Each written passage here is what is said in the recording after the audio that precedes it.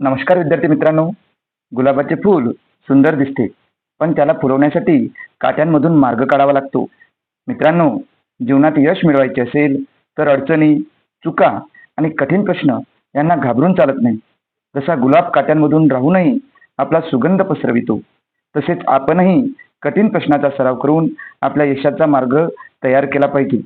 नवोदय परीक्षेमध्ये अनेक विद्यार्थी सोपे प्रश्न सोडवतात, पण कठीण पातळीचे प्रश्न सोडवणारे विद्यार्थीच मेरिटमध्ये स्थान मिळवतात. म्हणूनच हेच प्रश्न शिकण्यासाठी मॅथ मित्र श्रीकांत सर या आपल्या आवडत्या यूट्यूब चॅनलमध्ये आपले सर्वांचे स्वागत आहे. आजच्या या विशेष व्हिडिओमध्ये आपण पाहणार आहोत नवोदय गणित घटक 5 दशांश आणि व्यावहारिक अपूर्णांकाचे एकमेकात रूपांतर या घटकावरील उच्च काठिण्य पातळीचे प्रश्न. या व्हिडिओमध्ये आपण अवघड प्रश्नांची सोपी उकल, स्पर्धा परीक्षेसाठी उपयुक्त ट्रिक्स, वेळ वाचवण्याची पद्धत, वारंवार होणाऱ्या चुका कशा टाळायच्या हे सर्व शिकणार आहोत. मित्रांनो, व्हिडिओ पाहताना प्रत्येक प्रश्न समजून घ्या, स्वतः सोडवण्याचा प्रयत्न करा. प्रश्न सोडविताना मेंदूचा जो व्यायाम होतो तोच तुम्हाला नवोदयमध्ये यश मिळवून देतो. आणि हो, अशाच नवोदय, स्कॉलरशिप व इतर सर्व स्पर्धा परीक्षांच्या मार्गदर्शनासाठी चॅनलला सबस्क्राईब केलं नसेल तर सबस्क्राईब करा आणि व्हिडिओ जर आपल्याला आवडला तर लाईक नक्की करा, आपल्या मित्रांपर्यंत शेअर करा.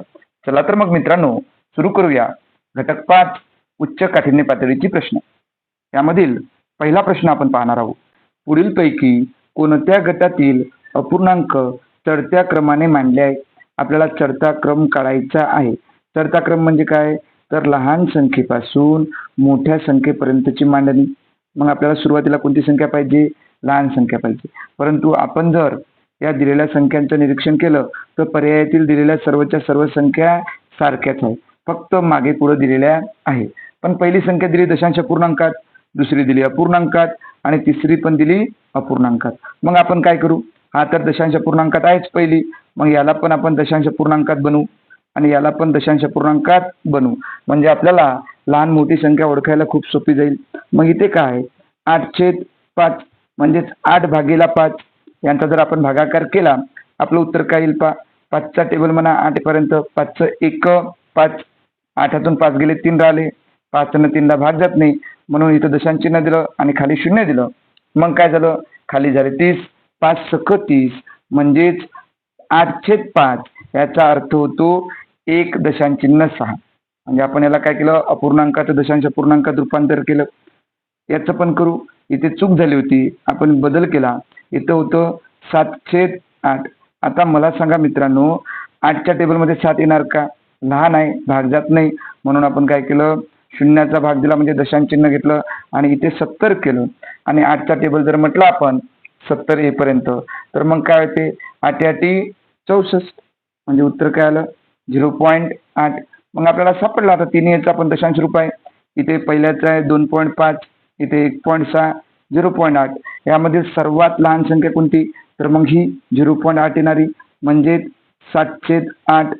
2 नंबरला ही 8/5 आणि सर्वात मोठी संख्या आहे 2.5. मग ही झाली कोणती मांडणी? ही झाली चढत्या क्रमानं मांडणी. मग आपण जर पर्यायाचं निरीक्षण केलं तर ही मांडणी आपल्याला कोण्या पर्यायात आहे? तर पर्याय क्रमांक C. खूप सोपा प्रश्न आहे, फक्त काळजीपूर्वक सोडवायचा. पुढला प्रश्न पाहूया. प्रश्न क्रमांक 2. हे तुम्ही वहीत सुद्धा सोडवायचे आहे. प्रश्न क्रमांक 2 पहा. प्रश्न क्रमांक 2 सुद्धा खूप सोपा आहे. दशांश अपूर्णांक आहे आणि दशांश अपूर्णांकाची काय दिलेली आहे? दशांश अपूर्णांकाची इथे बेरीज दिलेली आहे. मग बेरीज करण्यापूर्वी इथे काय दिलं आहे? इथे दशांश संख्या दिली आणि इथे दशांश संख्येचं काय दिलं? अपूर्णांक रूपात दिलंय. मग इथं काय करू आपण? याला काय करू आपण? या अपूर्णांक जो दिला याचा आपण भागाकार करून घेऊ बरं. अपूर्णांक म्हणजे भागाकार. मग सुरुवातीला छेदातील दशांश तळ काढून टाकू, 2 घर पुढं. मग इथे पण 2 घर पुढं घ्यायचं, जेणेकरून संख्येत बदल होणार नाही. म्हणजे इथं काय आलं 60/6.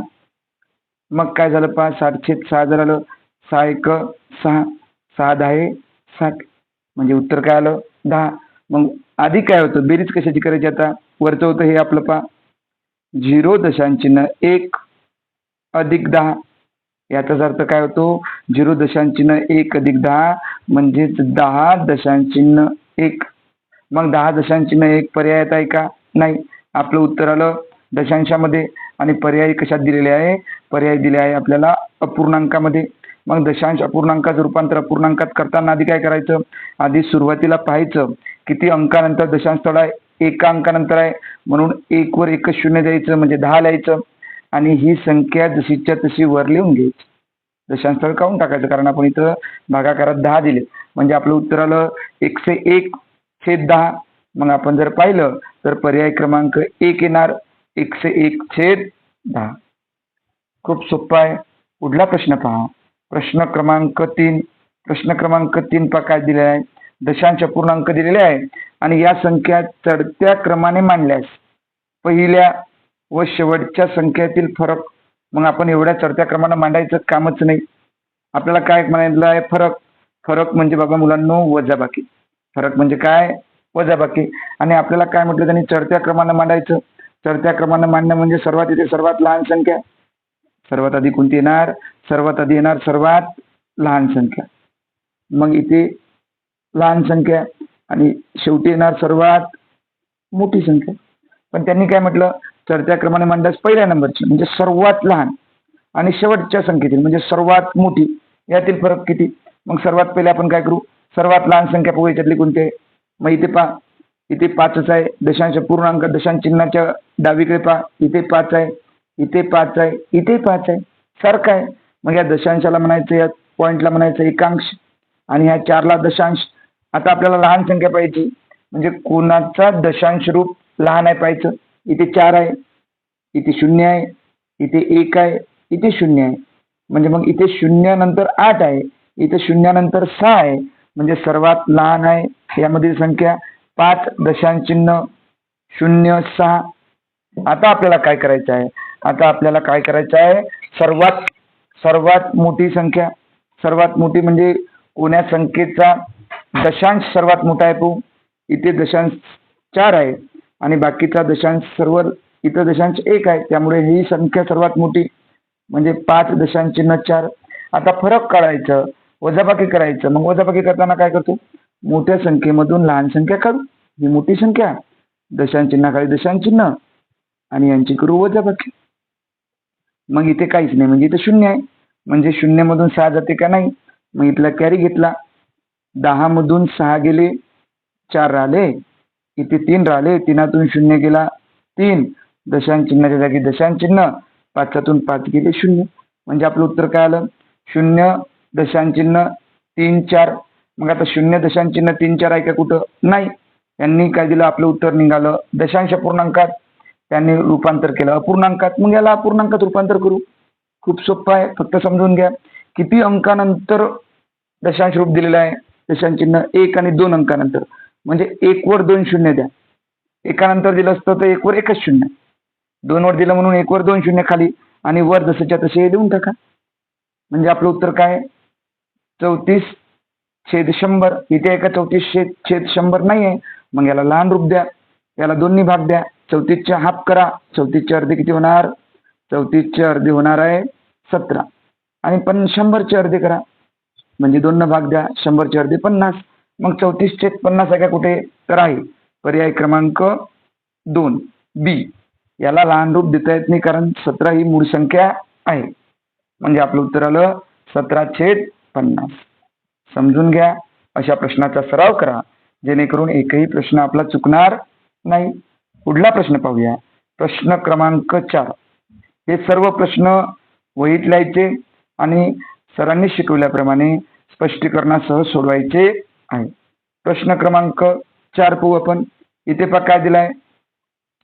6.25 अधिक 5.6 या बेरजेचे उत्तर पुढीलपैकी कोणते? पहा, पहिली संख्या काय दिली आहे? पूर्णांक युक्त अपूर्णांक आणि दुसरी संख्या दिली आहे दशांश पूर्णांक.